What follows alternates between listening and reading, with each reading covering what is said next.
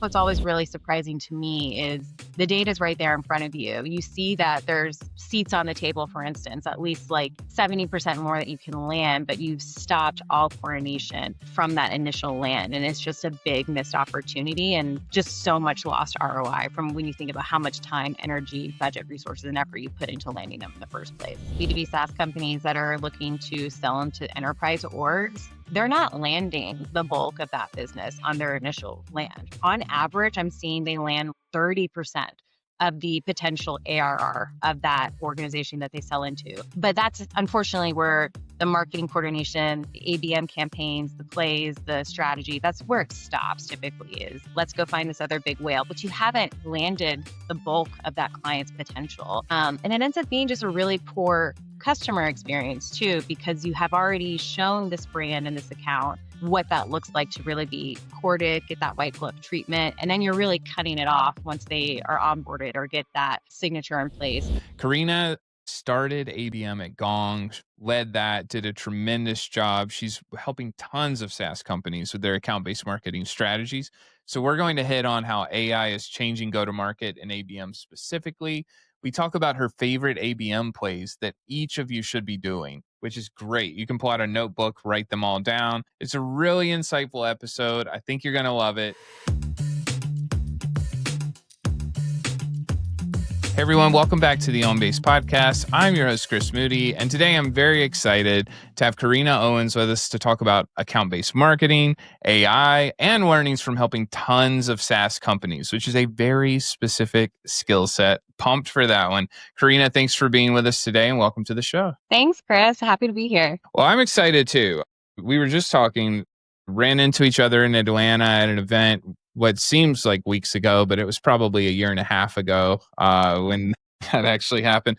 We like to start every show with a little bit about your journey and what led you to what you're doing today. So tell everyone some of the most impactful moments that turned you into the person you are today. That's a deeper question. You can take it anywhere you want to take it. I'll say I had a very non-traditional journey, and I think some of the best marketers have a non-traditional way into marketing. I was actually an educator, so I taught K through 5 before landing my first job as a marketing communications coordinator at a private equity firm. Lots of learnings there. But yeah, I moved my way up to do global marketing for some big local brands, and then really found my footing in like the smaller B2B SaaS startups as the first time marketing hire.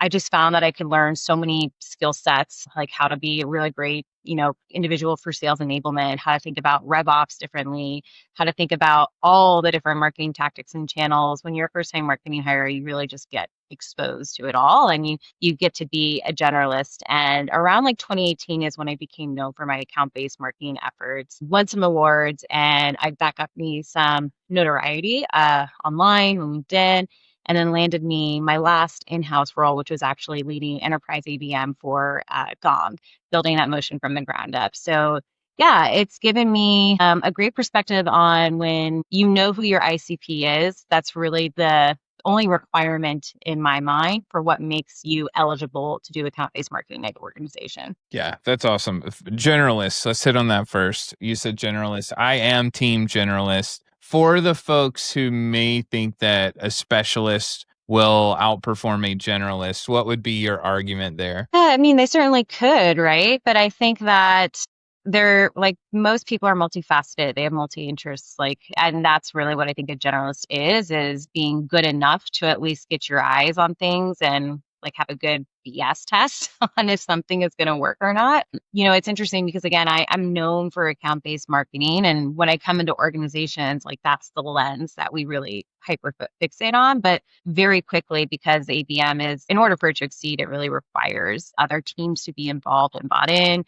Executive team, sales team, customer success team, and product team, I really believe in too, being bought into ABM. You're just naturally going to show them the range and skill set you have. So I think that being a generalist probably gives you the opportunity to get yourself into more rooms and speak more languages so you can get your message across. Nice answer. Stuck the landing.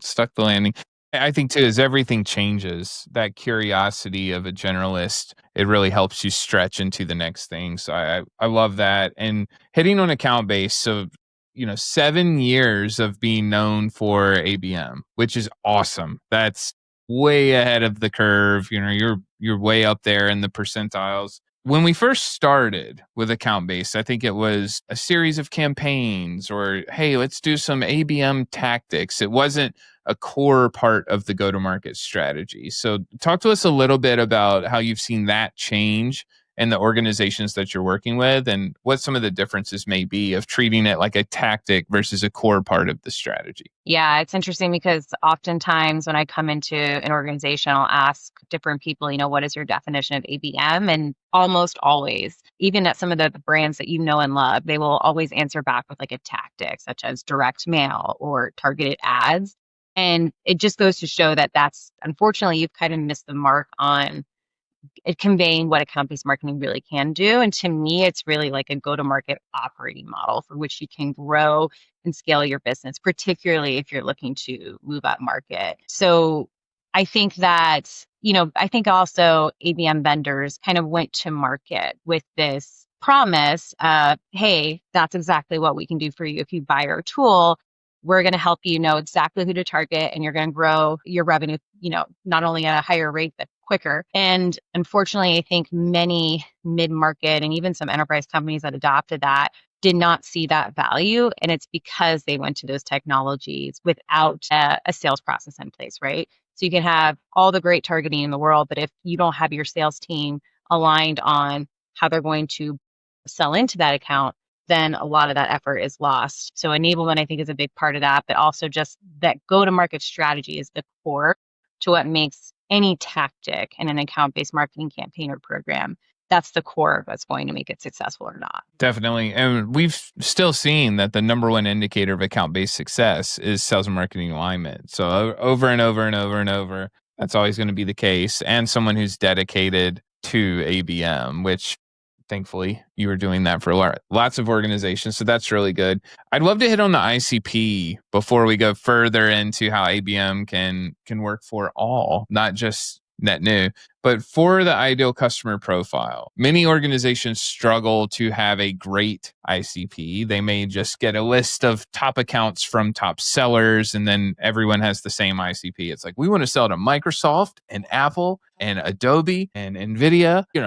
This happens in a lot of organizations. So what would be your guidance for someone who may need to improve their ICP? Yeah, it's 100% spot on. It's always a wish list from the executive team or sales. And sadly, there's often not a lot of insight into that other than what you just kind of share, which is like sales feedback, right, on the market. The number one thing you can do is really look at your first party data. So that data you own, even if you think your CRM is messy, I'm sure it is and it has its problems, but there's so much insight you can do from looking like a fiscal year back. What are the closed won deals? What are the closed lost deals? What are the similarities? And starting to unpack some patterns and themes. And often what companies find is their ICP, their ideal customer profile, is not actually that Google logo. It's actually maybe somebody in pharma. And you have a couple of instances where it's not just dependent on who sold the account, but it's really the makeup of the account that made our solution a really good fit for them. Maybe it was also, other contributing factors like time of year or specific trade show. So there's a lot that you can glean from your first party data that I think is so important before you start kind of retooling existing tech. I think you need to have that conversation with your leadership team and with your sales team to say, this is what we're seeing from your own inputs. Like, help me understand and unpack that, validate for me, or disprove it. But I think that that's the really interesting thing, is that there's always going to be at least one or two data points from an exercise like that that's going to shock everybody in your organization around what is a really great account for us, but also what makes somebody and when is somebody likely to be an in-market account for us. Perfect. And we talked a little bit before we hit record. And for everyone, a little bit of context, when we were discussing some of the key points, you hit on customers, and I wrote customers in all caps. So I have a note at the top of my monitor that says customers in all caps. Account-based marketing, I still think 9 out of 10 folks, when we say ABM, they're thinking, how do we go get net new accounts? And it's, let's find that top tier of accounts. Let's try to do account-based well. Some will be too scaled. Some will be not scaled enough. We've seen that happen over and over and over, but almost every single person listening that's at a B2B organization, the easiest path to revenue is probably doing better work for our customers to retain and expand those accounts. So, talk to us about ABM for customers. How do you think about it? What are some of your tips? Anything that you've learned through working with a lot of SaaS organizations there? Yeah, I mean, I think that largely the interesting commonality is that, especially B2B SaaS companies that are looking to sell into enterprise orgs, they're not landing the bulk of that business on their initial land, right? Like on average, I'm seeing they land like 30% of the potential ARR of that organization that they sell into. But that's unfortunately where the marketing coordination, the ABM campaigns, the plays, the strategy, that's where it stops typically is let's go find this other big whale. But you haven't landed the bulk of that client's potential. And it ends up being just a really poor customer experience too, because you have already shown this brand and this account what that looks like to really be courted, get that white glove treatment, and then you're really cutting it off once they are onboarded or get that signature in place. But yeah, I think that that's what's always really surprising to me is the data is right there in front of you. You see that there's seats on the table, for instance, at least like 70% more that you can land, but you've stopped all coordination from that initial land. And it's just a big missed opportunity and just so much lost ROI from when you think about how much time, energy, budget, resources, and effort you put into landing them in the first place. Yeah, I totally agree on that one. And I'm wondering, do you have any favorite examples or plays that you've seen and trying to expand an account and go to a second group? So if we think about any size organization, honestly, but a bigger organization where we may work with team A or product A, and we could be working with team B or product B. Do you have anything that jumps out from the folks you've worked with? Yeah, I think quarterly account direct mailers has been just a really nice way to surprise and delight accounts. And that can be very brand agnostic, even, right? So it can be something where, let's say, you know that you have a brand campaign that's all around like summer reading, right? Maybe you're sending them out a quarterly book just to surprise and delight them with a nice note from the account rep. Another thing is too, just thinking about how can you engage that account like with peer-to-peer matching. So maybe your marketing, your CMO is tasked with like a quarterly outreach to the account's CMO, right? Just as a way to expand different personas and have that peer-to-peer connection across the account. I think too, the interesting thing that I don't see, even with companies that have a large customer marketing team, is leveraging customer advisory boards. So actually building a customer advisory board across your accounts to not only keep them really closely aligned on what do your product roadmaps look like, what are the updates there, get that exec to exec face, have them interact with your other customers across the customer advisory board. But it's a way to go beyond just surface level.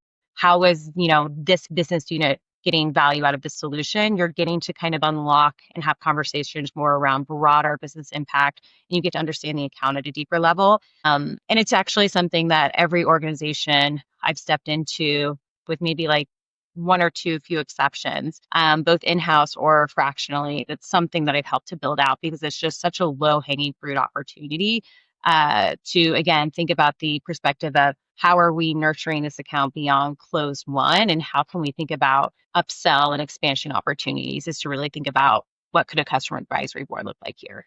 I'd love to hear your stance on how AI is changing go to market strategy and ABM specifically. I'm so passionate about how it's like really democratized data, essentially. What I can do with just ChatGPT and a couple of custom GPTs or just a simple prompt is something that would have taken me like a group of data scientists and a heck of a load of investment of multiple different tools 2 years ago. It's insane just how much quicker people can access data and then analyze data. I also think it's really great to kind of treat it as either a business partner of yours if you're on a scrappier team. So thinking about creative brainstorming around different account strategies.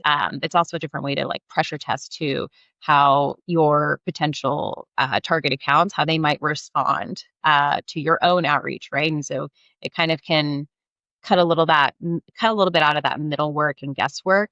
But far and away, I think the coolest thing about it is just how you can really democratize data and just go to market and iterate a lot faster. Awesome. Well, one of my favorite LinkedIn posts, I'm looking to my left because I have this one saved. I'm going to reshare it after we finish too. So I have an idea for something we should record after this. But you covered 12 ABM plays that everyone should be doing. And if I know one thing from working at Topo and Gartner, every single person loves to hear what's working with other accounts. What should we be doing? So this is the part where everyone should grab their notebook. What are some of your favorite account-based marketing plays that every single B2B organization should consider? Yes, I think podcast guest invites for your ICP. So making sure that you are aligning topics that you know different personas at your ICP accounts would be interested in, and then inviting them to appear on your podcast, or even finding podcasts for them to be on and essentially kind of sponsoring them to be a guest is a great give tactic that's going to go over really well. You'll also be able to extract just so much insight from that recording and use it in coordination with sales to think about, okay, this is how we need to be talking to this account. This is what their top challenges are. Industry award nominations are one that I see like very few people. And we were talking about lists earlier in the call, but it's not really that. I think nominating your customer accounts or even your target accounts for industry awards that are in their industry. So not just thinking about like B2B SaaS, that maybe it's somebody in construction, maybe it's somebody in hospitality, like seeking out awards that you know would help that individual at those accounts like level up their career, and nominating on their behalf, I think goes a really, really long way and is a touch point that most brands probably aren't doing. And then I think finally, one that I also don't see a lot in field marketing is actually sponsoring team events. So most companies are going to have something like a, annual in-person company kickoff or even an annual sales kickoff, finding ways to like surprise and delight the different buying groups. So maybe it's marketing, maybe it's CS, maybe it's product marketing, like finding the niche departments within those target accounts and saying, hey, I know you're likely going to be doing your SKO soon. It's very likely that you're flying the team in to meet together. We'd like to sponsor this activity for you guys. So just something, again, like all of these things I think are very like give tactics. You're not asking for anything back. And these are the types of meaningful brand memory moments that you want to be creating in a very typically, digital heavy tactic kind of campaign playbook. These I think stand out and are a little bit separate and different and very thoughtful. So I think those would be 3 out of like the 12 I listed that I think any organization could run today. Outstanding. I love that. I'd love for you to put your sales hat on for a second.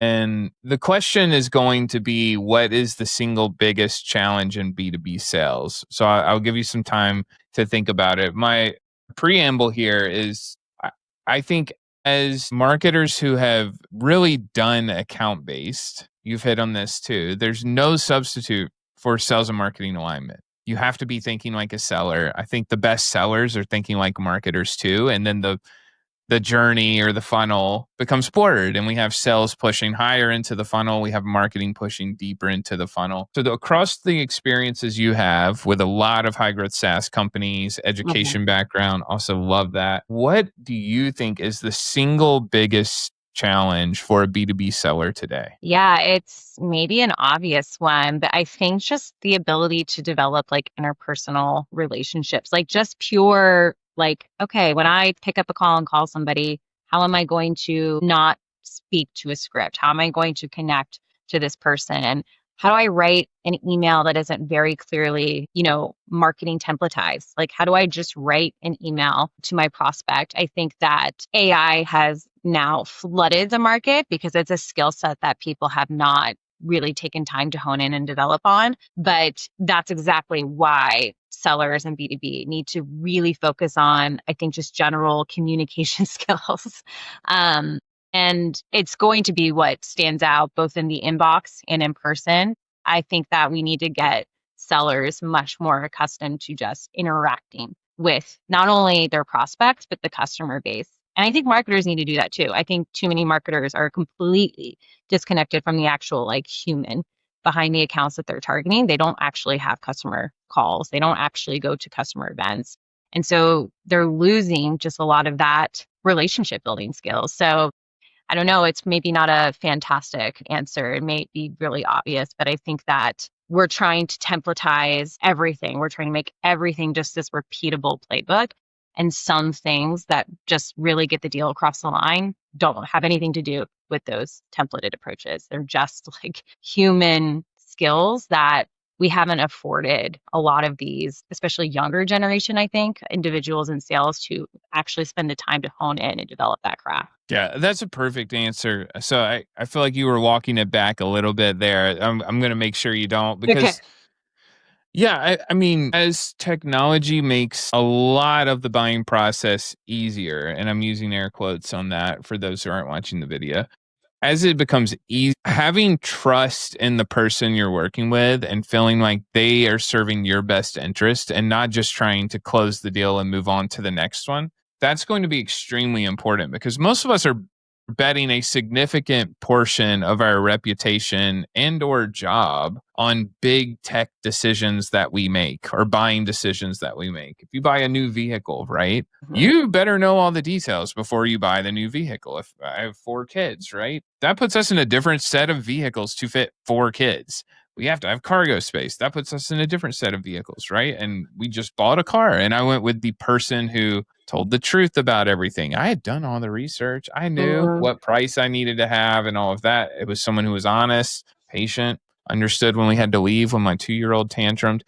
That changed the process versus me just clicking one of the vendors where I could have picked it and shipped it to me and known the price out the door. So I think that's extremely important. And you hit on the younger generation too. And we've worked on this with our team. There are plenty of folks that we are working with that are selling to us that have never worked in an office. Yeah, yeah. Literally, like that's the I think with COVID, we all come out the other side and we're just back at it. But there are millions of people in the workforce who have never had to have water cooler conversations or build relationships with people who are awkward in the elevator or the person you have to walk around their cubicle and you know that they geek out on subject A and talk to them about that. It's all over their desk. That hasn't happened for millions of people. So I love that you said that. I think it's extremely important. It really hits on the best parts of ABM, getting to know the people at those accounts and what motivates them. And that's how we can differentiate. So